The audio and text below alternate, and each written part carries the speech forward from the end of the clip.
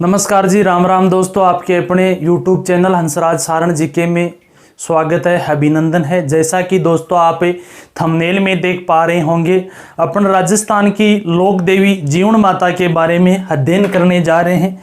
अब तक अपन देशनौ की करणी माता व आवड़ माता के बारे में अध्ययन कर चुके हैं।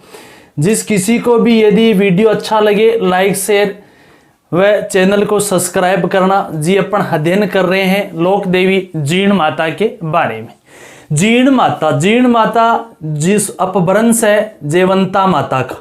किसका? ये जीर्ण शब्द जयवंता शब्द का ही अपभ्रंश है, इसलिए इनको कहते हैं जयवंता माता। कौन सी माता? जयवंता माता। 9 दुर्गा है। कितनी दुर्गा? 9 दुर्गा।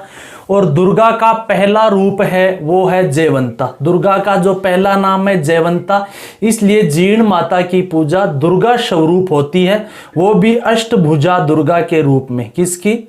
जीर्ण माता की पूजा अष्टभुजा दुर्गा के रूप में होती है। जीर्ण माता को कहते हैं मीणाओं की देवी। मीणाओं की कुल देवी कहा जाता है इनको कहा जाता है मुख्य रूप से तो सीकर के चौहानों की कुल देवी, क्योंकि इनका जन्म चौहान परिवार में हुआ था। इन्हें कहा जाता है शेखावाटी क्षेत्र की देवी। कौन से क्षेत्र की? शेखावाटी क्षेत्र की देवी। इन्हें कहा जाता है मधुमक्खियों की देवी। कौन सी देवी? मधुमक्खियों की देवी। इन्हें कहा जाता है भंवर माता। कौन सी माता? भंवर माता भी कहा जाता है, यानी जीर्ण माता का ही एक नाम अन्य जाना जाता है भंवर माता। हालांकि भंवराथल नाम से कहते हैं एक देवी का मंदिर भी इनके मंदिर परिसर में। ठीक है जी। जयवंता माता तो इसलिए कहा जाता है 9 दुर्गा में पहला रूप है जो दुर्गा का, वो जयवंता, इसलिए जयवंता माता कहा जाता है। जीर्ण का यह अपभ्रंश है। अष्टभुजा दुर्गा के रूप में पूजा होती है। मीणाओं की कुल देवी है। चौहान परिवार में जन्म होने के कारण चौहानों की कुल देवी है। शेखावाटी क्षेत्र में इनकी मान्यता होने के कारण शेखावाटी की देवी कहते हैं। मधुमक्खियों की देवी भंवर माता क्यों कहा जाता है, भंवर देवी क्यों कहा जाता है, यदि इनकी चर्चा हम करें। जीर्ण माता का मंदिर सीकर में है। रावतला क्षेत्र पड़ता है। रावतला नहीं, रावतला क्षेत्र रेवासा के निकट। कौन सा जी? रेवासा के निकट इनका जीर्ण माता का रावतला रतावला गांव पड़ता है। वहां पर इन जीर्ण माता का क्या है जी? मंदिर है। देखो, जीर्ण माता का मंदिर जिस शिखर पे है वो तो है काजल शिखर पर्वत। ठीक है। वहीं पास में इनके भाई हर्ष का मंदिर है, हर्ष भैरव का मंदिर। वहीं एक मंदिर है हर्ष महादेव का मंदिर। किसका जी? हर्ष महादेव का मंदिर। इसकी चर्चा इसलिए कर रहे हैं, इनको मधुमक्खियों की देवी व भंवर देवी क्यों कहा जाता है, इसलिए। हर्ष महादेव भी है, शिव का मंदिर है ये हर्ष महादेव या हर्ष पहाड़ी पर होने के कारण हर्ष महादेव का मंदिर कहते हैं। इसका जो भाव रक्त ने निर्माण करवाया था चौहान काल में। किसने? भाव रक्त ने निर्माण करवाया था। इसे चौहानों का आराध्य देव भी कहा जाता है, हर्ष महादेव को। ये किस संप्रदाय का है? तो नाथ संप्रदाय। उनमें जो नाथों में है एक लकुलिस संप्रदाय आता है। लकुलिस या जिसे पशुपात संप्रदाय भी कहा जाता। पाशुपात, यदि मूल रूप से बात करें लकुलिस व पाशुपात संप्रदाय के राजस्थान में 3 मंदिर है। पहला मंदिर है उदयपुर में। कहाँ है जी? उदयपुर में एकलिंग जी का मंदिर कैलाशपुरी में, जो कि संप्रदाय का है लकुलिस संप्रदाय का। एक मंदिर है हर्ष महादेव का हर्ष पहाड़ी पर। एक मंदिर है सुंदा पर्वत पर महादेव का मंदिर है। यानी राजस्थान के 3 प्रमुख मंदिर जो लकुलिस संप्रदाय का। इसकी चर्चा इसलिए कर रहे हैं भैया कि हर्ष महादेव का शिव का जो मंदिर है, इसको नष्ट करने के लिए औरंगजेब की सेना आती है, नष्ट कर देती है। इस मंदिर को नष्ट करके पास के जीर्ण माता वाले मंदिर की तरफ जब बढ़ती है औरंगजेब की सेना, उस दौरान वहां भंवरा नामक जो मक्खियां होती है, मोटी मक्खियां, उन्होंने आक्रमण किया था और औरंगजेब की काफी सेना को नष्ट कर दिया था। इसलिए औरंगजेब जीर्ण माता के कदमों में गिरते हैं। वह शर्त रखते हैं कि हे देवी मुझे माफ करना, मेरे से गलती हो गई। मैं आज के बाद प्रति वर्ष 1.25 मन तेल आपके यहाँ चढ़ावे के रूप में भेजूंगा और जिससे यहाँ वर्ष पर्यंत जो दीपक की लौ जलती रहेगी। इसलिए मधुमक्खियों ने बचाया था जीण के मंदिर को, इसलिए मधुमक्खियों की देवी कहा जाता है। मधुमक्खी भंवरा नामक मक्खियां थी, इसलिए भंवर माता भी कहा जाता है। अब देखो हर्ष ये पहाड़ी के क्षेत्र में या सॉरी जीण की जो है पहाड़ी मंदिर है, वहां पर औरंगजेब जो तेल बेचता था उससे दीपक जलाया जाता था। उस दीपक से निकलने वाले कार्बन से उस पहाड़ी पर वहां पर काला काला कार्बन जमा होता, जिसे काजल कहते हैं जी। पहले अपने पूर्वज जो घरों में काजल बनाया करते थे, आजकल तो मार्केट का जमाना है, सीधा आता सारा रेडीमेड, परंतु पहले घरों में दीपक जलाकर काजल कहीं काजल उपाड़ रहे हैं जी। इसलिए औरंगजेब के जलाए गए दीपक से वहां पर जो काजल जमा हुआ था, इसलिए उस पर्वत को कहा गया था काजल शिखर पर्वत। कौन सा पर्वत? काजल शिखर पर्वत। और जीण माता का मंदिर जो रलावता क्षेत्र में काजल शिखर पर्वत पर है। कौन से शिखर पर्वत पर है? काजल शिखर पर्वत पर। कौन से पर है जी? काजल शिखर पर्वत पर है। अब काजल शिखर नाम क्यों पड़ा? क्योंकि औरंगजेब के द्वारा भेजे गए तेल से वहां पर दीपक जलाया जाता था, जिसके कार्बन से वहां काजल जमा हो जाता, इसलिए पर्वत का नाम पड़ गया काजल शिखर पर्वत। यह गांव है रलावता गांव, जो रेवासा के निकट वहां पर जीण माता का मंदिर है जी। ठीक है, अब देखो बात करें इनके प्रारंभिक जीवन की जीण माता की, तो जीण माता का जन्म होता धांधु चूरू में। धांधु गांव पड़े है जी, चूरू में जीण माता को जन्म हुआ जी। धंधराय इनके पिता थे, धंधराय चौहान। और धंधराय जो चौहान थे वो भी निर्वाण चौहान है। इन्होंने एक अप्सरा से विवाह किया था और अप्सरा का नाम था उर्वशी। क्या नाम था जी? उर्वशी नामक अप्सरा से धंधराय चौहान ने विवाह किया है। इनसे 2 संतानें होती हैं। बड़ी संतान का नाम जीवनी बाई था और छोटी संतान का नाम था हर्ष। अब देखो अपने जो प्राचीन काल में ये अप्सराओं से विवाह करते थे। माना जाता है कि देवलोक से अप्सरा यहाँ धरती पर आती थी और अप्सराओं से कोई न पसंद आ जाती, विवाह कर लेता। यहाँ लोग किस्सो आप पढ़ा जी खड़े अपन जब लोक देवता पढ़ते हैं, पाबूजी राठौड़ के पिता धांधड़ जी ने भी एक अप्सरा से विवाह किया था और उसी अप्सरा की कोख से पाबूजी राठौड़ का जन्म होता है। इन अप्सराओं की एक शर्त होती थी कि जब तक हमें बताया नहीं जाए तब तक आप महल में प्रवेश नहीं कर सकते। यानी यदि हमारे महल में आपको आना है धंधराय जी या पाबूजी वाले की बात करें तो धांधड़ जी, यदि आपको हमारे महल में आना तो पहले जी मिस कॉल दे के आइयो, खंकारो करियो, बता के आइयो, या नहीं। परंतु धंधराय जी कहते एक दिन उर्वशी के महल में बिन बताए प्रवेश कर जाते हैं, इसलिए शरत के मुताबिक उर्वशी यहां से देवलोक गमन कर जाती है। पीछे ये दोनों संतान बचते हैं, जीवनी और हर्ष। उस दौरान कुछ टाइम बाद हर्ष ये धंधराय जी भी वीर गति को प्राप्त हो जाते हैं। इनका भी देहांत हो गया था, कहते हैं कोई गायों की रक्षार्थ में ही।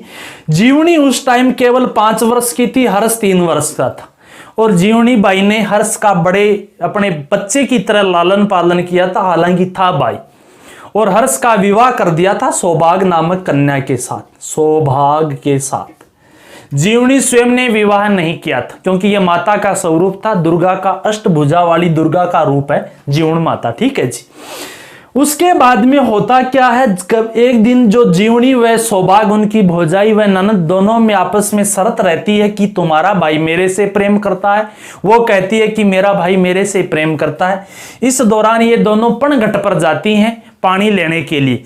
यदि हमारे प्रति हर्ष के प्रेम को पता करना, उसकी परीक्षा करनी है, तो यदि मेरा मटका पहले उतार दिया तो मान ले मेरे से करता है, तेरा उतार दिया तो तेरे से करता है। परंतु सौभाग्य कहते हैं पहले घर में प्रवेश करती है, हर्ष ने मटका उतार दिया, हर्ष को पता नहीं था, इसलिए जीर्ण माता वहां से नाराज होती है। धर मंजला धर कुंचा आ जाती है रलावता गांव में। कौन से गांव में? रलावता गांव में शिखर पर बैठकर यहां पर क्या करने लग जाती है? तपस्या।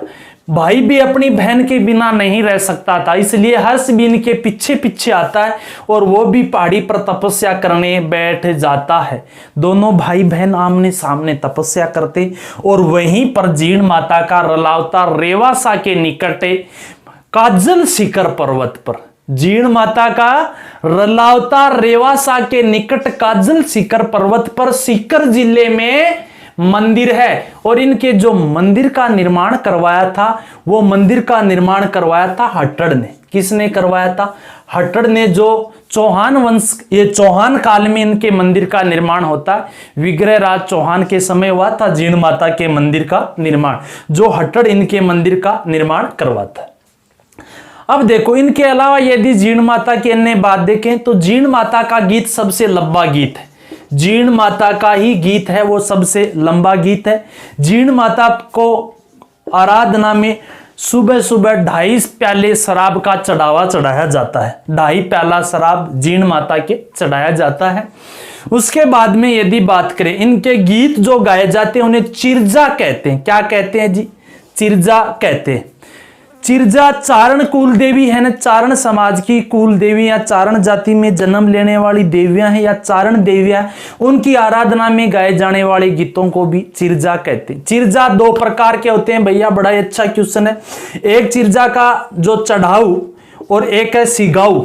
चढ़ाऊ व सिगाऊ 2 चिरजा हैं, यानी चिरजा गीत एक 2 प्रकार हैं। एक चढ़ाऊ चिरजा है, एक सिगाऊ।